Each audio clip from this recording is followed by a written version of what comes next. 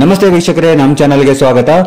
7ನೇ ವೇತನ ಆಯೋಗದ ಕುರಿತು ಸರ್ಕಾರಿ ನೌಕರರು ಸಾಕಷ್ಟು ರೀತಿಯಾಗಿರ್ತಕ್ಕಂಥ ಒಂದು ತಪ್ಪು ಭಾವನೆಯನ್ನ ತಿಳ್ಕೊಂಡಿದ್ದಾರೆ. ಹೌದು ಸ್ನೇಹಿತರೆ, ತುಂಬಾ ಜನ ಸರ್ಕಾರಿ ನೌಕರರು 7ನೇ ವೇತನ ಆಯೋಗದಲ್ಲಿ ಇನ್ನು 27% ವೇತನವನ್ನು ಹೆಚ್ಚಳ ಮಾಡ್ತಾರೆ ಅಂತ ನಿರೀಕ್ಷೆಯಲ್ಲಿದ್ದಾರೆ. ಆದ್ರೆ ಕೆಲವು ನೌಕರರು ಇದನ್ನ ತಪ್ಪಾಗಿ ತಿಳಿದುಕೊಂಡಿದ್ದಾರೆ. ಆದ್ರೆ 27% ವೇತನವನ್ನ ಹೆಚ್ಚಳ ಮಾಡ್ತಾ ಇಲ್ಲ. ಹಾಗಾದ್ರೆ ಎಷ್ಟು ಪರ್ಸೆಂಟ್ ವೇತನವನ್ನ ಹೆಚ್ಚಳ ಮಾಡ್ತಾ ಇದ್ದಾರೆ ಅನ್ನೋದ್ರ ಬಗ್ಗೆ CS ಷಡಕ್ಷರಿ ಅವರು ಏನ್ ಹೇಳಿದ್ದಾರೆ ಅನ್ನೋದ್ರ ಬಗ್ಗೆ ಮಾಹಿತಿಯನ್ನ ತಿಳ್ಕೊಳ್ತಾ ಬರೋಣ ಬನ್ನಿ. ಅದಕ್ಕಿಂತ ಮೊದಲು ನೀವು ಇದೇ ಮೊದಲ ಬಾರಿಗೆ ನಮ್ಮ ಚಾನಲ್ ಅಲ್ಲಿ ವಿಡಿಯೋವನ್ನ ನೋಡ್ತಾ ಇದ್ರೆ, ಸಬ್ಸ್ಕ್ರೈಬ್ ಆಗಿಲ್ಲ ಅಂತಂದ್ರೆ ತಪ್ಪದೆ ಈಗಲೇ ನಮ್ಮ ಚಾನಲ್ಗೆ ಸಬ್ಸ್ಕ್ರೈಬ್ ಮಾಡಿ. ಹಾಗೂ ಇನ್ನಷ್ಟು ಹೊಸ ವಿಡಿಯೋ ಬೇಕು ಅಂತಂದ್ರೆ ಎಸ್ ಅಂತ ಕಾಮೆಂಟ್ ಮಾಡುವ ಮೂಲಕ ನಮಗೆ ತಿಳಿಸಬಹುದು. ಹೌದು ಸ್ನೇಹಿತರೆ, CS ಷಡಕ್ಷರಿ ಅವರಿಗೆ ಮಾಧ್ಯಮದವರು ಕೇಳಿರುವಂತಹ ಪ್ರಶ್ನೆಗೆ ಅವರು ಏನು ಉತ್ತರವನ್ನ ಕೊಟ್ಟಿದ್ದಾರೆ ಅಂತಂದ್ರೆ, ಈಗಾಗಲೇ 27% ಕೊಟ್ಟಾಗಿದೆ, ಇನ್ನು ಉಳಿದಿದ್ದು ಕೇವಲ 10% ಅಷ್ಟೇ. ಈಗಿನ ಒಂದು ಆರ್ಥಿಕ ಪರಿಸ್ಥಿತಿಯಲ್ಲಿ ಹೆಚ್ಚು ಕೊಡೋದಕ್ಕೆ ಸಾಧ್ಯವಿಲ್ಲ ಅಂತ ಹೇಳಿದ್ದಾರೆ. ಹಾಗಾದ್ರೆ ಏನ್ ಹೇಳಿದ್ದಾರೆ ಅಂತ ಒಂದು ವಿಡಿಯೋ ಇದೆ, ನೋಡ್ಕೊಂಡು ಬರೋಣ ಬನ್ನಿ.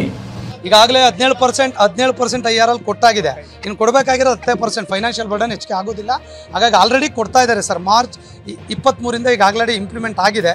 ರಿಮೈನಿಂಗ್ 10% ಅಷ್ಟೇ ಕೊಡಬೇಕಾಗಿರೋದು. ಏನು ಮೇಜರ್ ಇಂಪ್ಲಿಕೇಶನ್, ಫೈನಾನ್ಷಿಯಲ್ ಇಂಪ್ಲಿಕೇಶನ್ ಏನು ಆಗೋದಿಲ್ಲ. ನೋಡಿದ್ರಲ್ಲ ಸ್ನೇಹಿತರೆ, ಇದು CS ಷಡಕ್ಷರಿ ರಾಜ್ಯಾಧ್ಯಕ್ಷರು, ಕರ್ನಾಟಕ ರಾಜ್ಯ ಸರ್ಕಾರಿ ನೌಕರರ ಸಂಘ ಇವರು ಹೇಳಿರುವಂತಹ ಮಾತು. ಇವರ ಪ್ರಕಾರ ಇನ್ನು ಕೇವಲ 10% ಅಷ್ಟೇ ಕೊಡಬೇಕು ಅನ್ನುವುದು ಹೇಳಿದ್ದಾರೆ.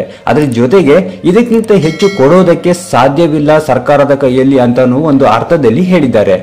ಹಾಗಾದ್ರೆ CS ಷಡಕ್ಷರಿ ರಾಜ್ಯಾಧ್ಯಕ್ಷರು, ಕರ್ನಾಟಕ ರಾಜ್ಯ ಸರ್ಕಾರಿ ನೌಕರರ ಸಂಘ ಇವರು ಹೇಳಿರುವಂತಹ ಮಾತು 10% ಗಿಂತ ಜಾಸ್ತಿ ಮಾಡೋಕೆ ಇಂದಿನ ಆರ್ಥಿಕ ಪರಿಸ್ಥಿತಿಗೆ ಸಾಧ್ಯವಿಲ್ಲ ಅಂತ ಹೇಳಿದಕ್ಕೆ ಕೆಲವೊಂದಿಷ್ಟು ಸರ್ಕಾರಿ ನೌಕರರು ಏನ್ ಹೇಳಿದ್ದಾರೆ, ತಮ್ಮ ಅಭಿಪ್ರಾಯವನ್ನ ಯಾವ ರೀತಿ ವ್ಯಕ್ತಪಡಿಸಿದ್ದಾರೆ ಅಂತ ನೋಡ್ತಾ ಹೋಗೋಣ ಬನ್ನಿ. ಸರ್ಕಾರ ಗ್ಯಾರಂಟಿ ಯೋಜನೆಗಳಿಗೆ ದುಡ್ಡು ಹೊಂದಿಸೋಕೆ ಇರೋ ಬರೋ ವಸ್ತುಗಳ ಬೆಲೆಗಳನ್ನ ಜಾಸ್ತಿ ಮಾಡ್ತಾ ಇದೆ.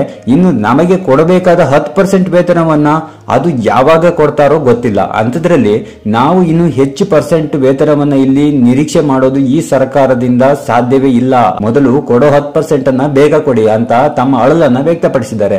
ಇನ್ ಕೆಲವರು ಹೇಳ್ತಾರೆ, ರಾಜ್ಯಾಧ್ಯಕ್ಷರು, ಕರ್ನಾಟಕ ರಾಜ್ಯ ಸರ್ಕಾರಿ ನೌಕರರ ಸಂಘ ಇವರು ಬೇಡ, ಡಿಪಾರ್ಟ್ಮೆಂಟ್ ವೈಸ್ ವಾಲಂಟರಿ ಆಗಿ ಸ್ಟ್ರೈಕ್ ಮಾಡಬೇಕು, ಅಧ್ಯಕ್ಷರಿಗೆ ಅನುಕೂಲ ಮಾಡಿಕೊಂಡು ಸರ್ಕಾರಕ್ಕೆ ಬಕೆಟ್ ಹಿಡ್ಕೊಂಡು ಕೂರೋದಾದ್ರೆ ಬೇರೆ ನೌಕರರ ಪಾಡೇನು ಅನ್ನುವಂತ ಬೇಸರವನ್ನು ಇಲ್ಲಿ ವ್ಯಕ್ತಪಡಿಸಿದ್ದಾರೆ. ಮತ್ತೆ ಇನ್ನು ಕೆಲವರು ಹೇಳ್ತಾ ಇದ್ದಾರೆ, ಇವ್ರ ಕೈಯಲ್ಲಿ 7ನೇ ವೇತನವನ್ನ ಜಾರಿ ಮಾಡಲು ಮತ್ತು ಪೂರ್ಣ ಪ್ರಮಾಣದಲ್ಲಿ 5 ಗ್ಯಾರಂಟಿಯನ್ನ ಜಾರಿ ಮಾಡಲು ಸಾಧ್ಯವಾಗುವುದಿಲ್ಲ. ಇದೊಂದು ಅಡುಬಿಡಂಗಿ ಸರ್ಕಾರ ಎಂದು ಆಕ್ರೋಶವನ್ನ ವ್ಯಕ್ತಪಡಿಸಿದ್ದಾರೆ.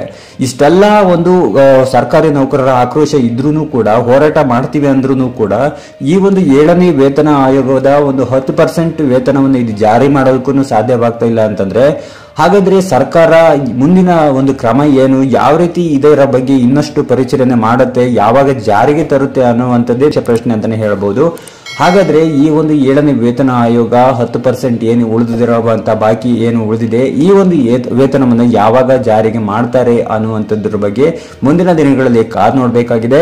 ಮುಂದಿನ ದಿನಗಳಲ್ಲಿ ಈ ಒಂದು 7ನೇ ವೇತನ ಆಯೋಗದ ಬಗ್ಗೆ ಯಾವ ರೀತಿ ಕ್ರಮಗಳನ್ನ ತೆಗೆದುಕೊಳ್ತಾರೆ, ರಾಜ್ಯ ಸರ್ಕಾರಿ ನೌಕರರ ಹಿತವನ್ನ ಯಾವ ರೀತಿ ಕಾಪಾಡ್ತಾರೆ ಅನ್ನೋದ್ರ ಬಗ್ಗೆ ನೋಡ್ತಾ ಹೋಗೋಣ.